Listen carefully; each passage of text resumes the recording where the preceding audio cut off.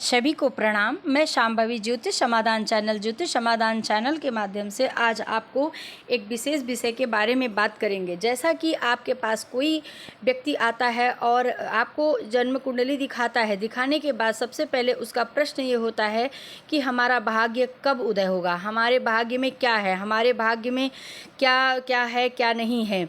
और ये स्वाभाविक भी है पूछना, क्योंकि हर व्यक्ति जो ज़्यादा नहीं जानता है वो हम भाग्य के बारे में ही पूछता है कि मेरे भाग्य में कब ये चीज़ मिल पाएगी, मेरे भाग्य में कब ऐसा हो पाएगा। तो ये जानना स्वाभाविक है, ऐसी कोई बड़ी बात नहीं है। भाग्य कहाँ छुपा है? आपकी कुंडली में। यह आपके भाग्य आपके इस कुंडली के अंदर ही है। इसके लिए हमको सबसे पहले देखना पड़ता है नवम भाव। यही है आपकी किस्मत की चाबी। नवम भाव सबसे महत्व, हमारी पूरी कुंडली में नवम भाव सबसे महत्वपूर्ण होता है। यहीं पर हमारी कुंडली की पूरी चाबी होती है।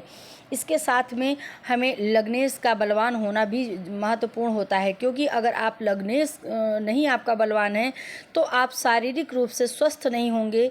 फिर आप अपने भाग्य को कैसे अपने जीवन में यूटिलाइज कर पाएंगे। इसलिए हमें लग्नेश पर ध्यान देना चाहिए कि हमारा लग्न और लग्नेश कहाँ है, उसकी क्या डिग्री है।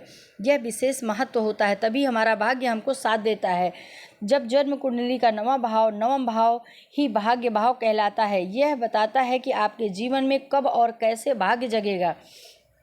साथ ही पिता, गुरु, धर्म और विदेश यात्रा और उच्च शिक्षा से मिलने वाले अवसर भी यहीं से देखते जाते हैं कि हमें कि उच्च शिक्षा कब है, कितनी है और कहाँ तक हमारी शिक्षा होगी। विदेश में हम धर्म और हमारे ज्ञान का कैसा क्या प्रयोग होगा, कैसा हम वहाँ पे अपना सलाह दे सकते हैं। इसके साथ में हमारे पिता के साथ संबंध कैसे हैं, हमारे गुरु के साथ हमारे संबंध कैसे हैं, ये सब हमारे भाग्य भाव के स्वामी की वजह से ही देखा जा सकता है और वह हमें रिप्रेजेंट करता है। ग्रह कौन कौन बैठा है भाग्य के दरवाजे पर, यह ध्यान देना उचित है। सूर्य अगर आपका अगर नवम भाव में आपके सूर्य बैठे हुए हैं तो आपके पिता का सानिध्य, आपके पिता का सपोर्ट आपके भाग्य में बढ़ोतरी करेगा। आपके पिता का साथ आपके भाग्य को दिन दुगना रात चौगुना बदलने में सहायक होगा। अगर गुरु बैठा है तो आपको अपने धर्म, अपने रीति रिवाज, परंपरा को बनाए रखना है, अपने ज्ञान को उत्तम करना है, कभी गलत नहीं करना है। और गुरु कृपा कहने का मतलब है एक गुरु धारण करना है। और अगर किसी मंदिर के पुजारी का आप रोज़ आशीर्वाद लेते हैं तो आपका भाग्य दिन दुना रात चौगुना बढ़ता जाएगा। अगर आपके भाग्य भाव में शनि बैठे हैं तो यह आपका धीरे धीरे आपकी कर्म की कसौटी पर ही आपका भाग्य है।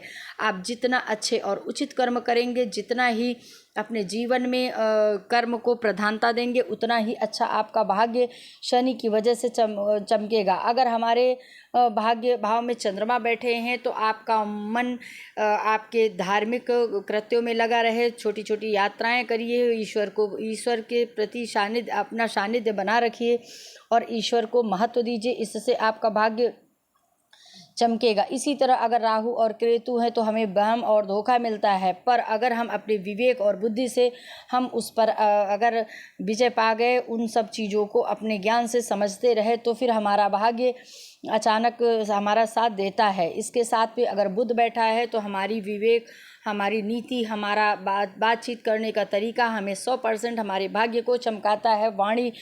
यहाँ वाणी का बहुत बड़ा महत्व होता है। वाणी के द्वारा हम लोगों अपनी किस्मत को चमका सकते हैं। अगर मंगल है तो मंगल में हमारे ऊर्जा, हमारे तेज, हमारे साहस को हम अपने सही मायने में और सही रास्ते से यूज करें।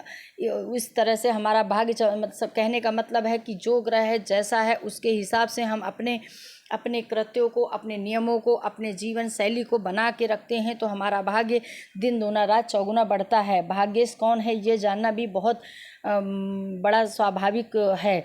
भाग्य भाव का स्वामी ग्रह, मान लीजिए आपकी कुंडली में नवा भाव कर्क राशि है तो वहाँ के चंद्रमा आपके भाग्येश बन गए हैं। अब इन चंद्रमा को देखिए कहाँ पर बैठे हैं, जिन ग्रहों से जुड़े हैं वहीं से आपकी भाग्य की किस्मत होगी। जिन ग्रहों से जुड़े हैं और जिस भाव में बैठे हैं वहीं से आपके भाग्य, वही दिशा आपकी भाग्य को तय करती है।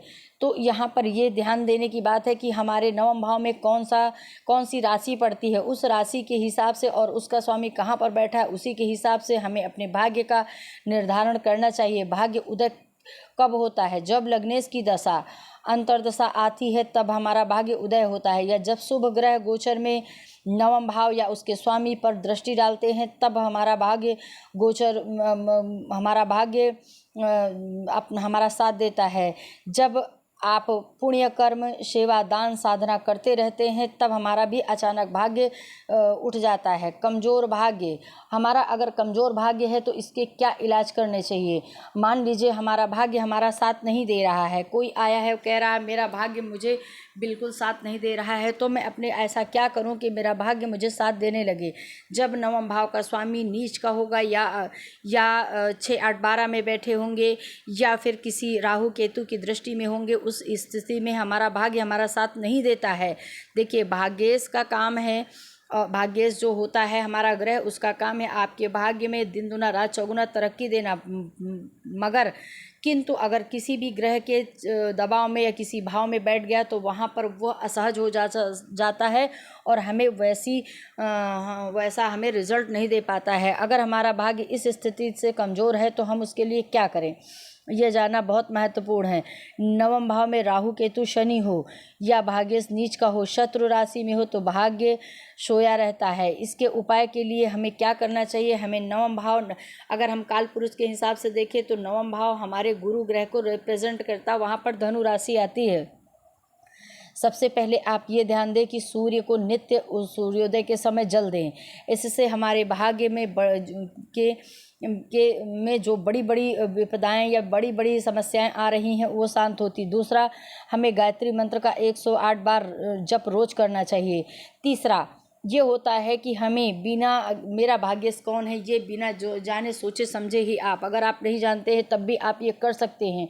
आप पिता को महत्व दीजिए, पिता के साथ अपने संबंध अच्छे रखिए, पिता की सेवा कीजिए। गुरु और ब्राह्मण की सेवा आप अवश्य करें। अगर आपको अपना भाग्य सोया हुआ लगता है, कहीं से आपका भाग्य साथ नहीं दे रहा, जीवन में आप बहुत परेशान हो गए हैं, तो आप गुरु और पिता और साथ ही में ब्राह्मण की सेवा अवश्य करें। दिन भर में 24 घंटे में कभी भी आपको जब भी समय मिलता है। अगर अब तब भी आप नहीं समझ पा रहे हैं, आप ज्योतिष का ज्ञान नहीं समझ पा रहे हैं कि मेरा भाग्य कैसे जागृत होगा, तो आप सिर्फ एक मंत्र करें, ओम नमो भगवते वासुदेवाय नमः। यह मानसिक जप करते रहें, नित्य करते रहें, इससे आपके भाग्य में परिवर्तन आएगा और आपका भाग्य दिन दुना रात चौगुना साथ देगा। लेकिन आपको यहाँ धैर्य की ज़रूरत है, बिल्कुल धैर्य बनाकर आप इसको करते रहें। नवांश जो कुंडली होती है वहाँ भी हमारा भाग्य छुपा होता है। D9 को भी देखे बिना भाग्य नहीं समझा जा सकता। कई बार मुख्य कुंडली में हम सब सामान्य होता है लेकिन नवांश में राजयोग छिपा होता है, इसलिए वहाँ भी देखना जरूरी है कि नवांश में D9 में हमारे भाग्य का स्वामी कहाँ है, किन ग्रहों के साथ में युति है और किस भाव में बैठा है। अगर वहाँ आप समझ रहे हैं तो वहाँ देख करके अपने भाग्य का निर्धारण कर रहे हैं। केवल भाग्य से कुछ होता नहीं है, हमें भाग्य जो होता है भाग्य के साथ में उस कर्म को भी जोड़ना चाहिए, समय का भी सदुपयोग करना चाहिए।